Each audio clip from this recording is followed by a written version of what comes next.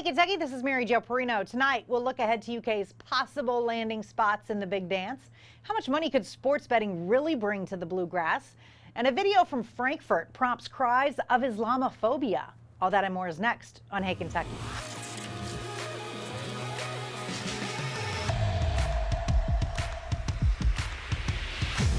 Welcome to Hey Kentucky, along with Ryan Lemon tonight. How would you feel about sitting in on the committee that decides the 64 teams or 68? You know, they used to have that, bracketology for dummies where they bring in media people.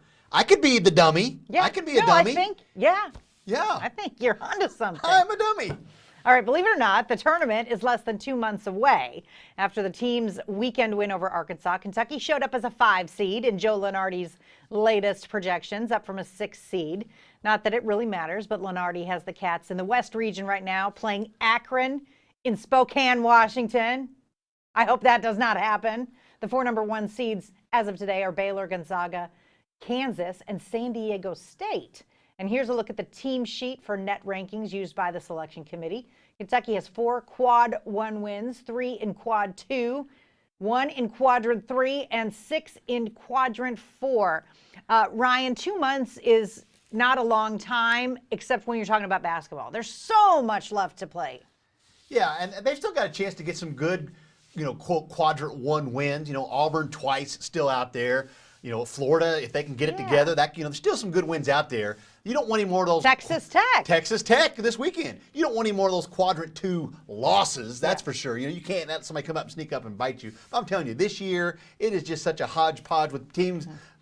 Auburn got beat by 20 twice last week, and they were a top 5 team. It's just a crazy year for college basketball. San Diego State is a 1 seed. Who would have thought saw that coming? I know. Yeah. No, never. At all. All right. Former Triple Crown winner American Pharoah is at the center of a new $23 million lawsuit.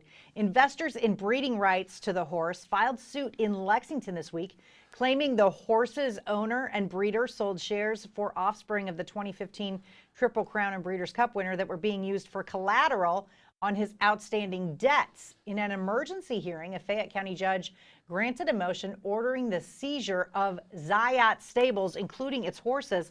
Ryan, just American Pharoah alone, his fees are upwards of $200,000. He was bred to 178 mares last year. That's $35 million from that one horse, and Zayat claims he's filing for bankruptcy. Oh. Zayat, had a contract. He was not supposed to sell any of his horses or stable while this was under, had this lawsuit. He went and did it. He's in violation of that. He's in trouble. I mean, there's no doubt he is in trouble because he broke that contract. And this is not the first time he's been in trouble, so this will be interesting to see how it shakes out. Now we'll follow up on the sports betting bill that's getting a lot of attention this year. While some project over $22 million in additional revenue for the state, others say that estimate is way too high. Based on a comparison with Mississippi, which is also in the heart of the SEC, LegalSportsBetting.com reports that Kentucky would only bring in about $3 million a year. Meanwhile, some high-profile names have gotten behind the effort to pass House Bill 137, including Kentucky native and 2-time Daytona 500 champ Michael Waltrip and former sportscaster Brent Musburger. And the truth is, our Commonwealth is falling behind neighboring states on sports betting. They've acted. We haven't. That means millions of dollars in revenue that could be going to our state pensions. Well, it's going across state lines. Legislation has been introduced to the General Assembly that would legalize sports wagering at horse race tracks and the Kentucky Speedway, as well as mobile betting. Folks, this is a surefire win. Ryan, I think $3 million is way too low of an estimate there. And really, it's how people are against this, I will never know. Especially when the state of Indiana, which I don't know if you know it or not, is just north of us, brought in $3 million in the month of October. And they're trying to tell me that Kentucky would only bring in $3 million in a year. That's such horse crap. It's unbelievable. Yeah. I like seeing Michael Waltrip and Brent Musburger get behind it. Yeah. Get a little more star power behind this bill because I think it's going to take a lot of movement to get, especially in the rural areas, to get people behind it to get it to pass. It will, but I think there is momentum. I can feel it. In other news, a video shared on Facebook is gaining attention and controversy. It shows a group of men in Frankfurt shouting at Muslim school children. The children and hundreds of other Muslims were at the state capitol yesterday for the annual Muslim Day celebration. The goal is to encourage people to get to know their lawmakers and voice their opinions on important topics. The Council on American Islamic Relations posted the 3-minute clip to its national Facebook page with the hashtag Islamophobia Watch. The group of men had several signs, including one calling the Prophet Muhammad a liar, murderer, and child molesting pervert. You must repent of your sins and come to Jesus Christ, or you will go to hell.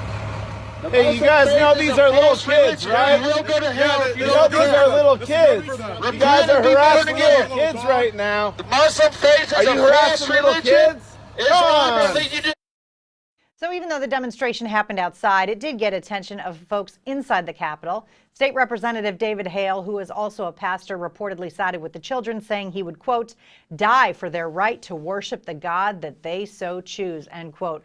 Ryan, these people, to me, feel a little bit like that, the Baptist church people. Yeah. I can't remember the name of it right now.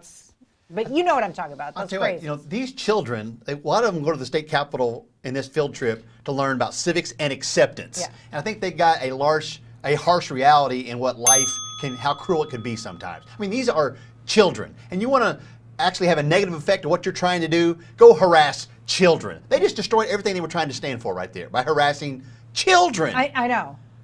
It turns my stomach. It's gross. It's gross. All right. Lexington Mayor Linda Gordon assured people that the state of the city and county is strong.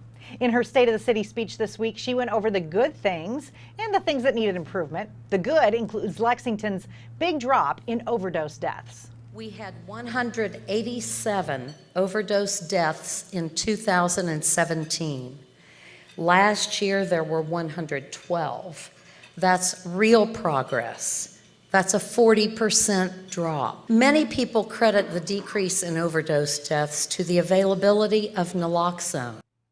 Mayor Gordon says the crime rate is down and the city's paper recycling program has returned, and some changes, a limited rollout across town. And when it comes to construction of the city's sewers, which is the biggest infrastructure project in Lexington's history, the mayor asked for patience, saying this year the project will interrupt busy areas, but it is like $80 million under budget right now, which is crazy. But I do love seeing that the availability of naloxone is helping. It's staving off death. Yeah, and they put so much money and effort and time into trying to increase the opioid crisis and get these overdoses down. I mean, it's good to see the numbers reflect all the work and effort they've done to do that, you know? Yes. Yeah. The money is an effort, like you said, is going to good use. It is saving lives. Yeah.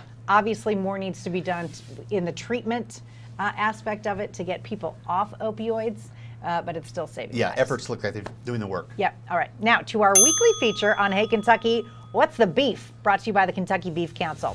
As the presidential impeachment trial got underway in the U.S. Senate this week, Senator Rand Paul is already talking about dismissing the charges. The Bowling Green Republican says there are 45 GOP senators willing to throw out the case against President Trump, and several more who just need to hear a little more evidence. And that's tonight's edition of What's the Beef?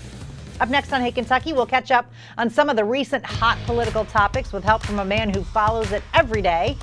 State House reporter Rylan Barton joins us next.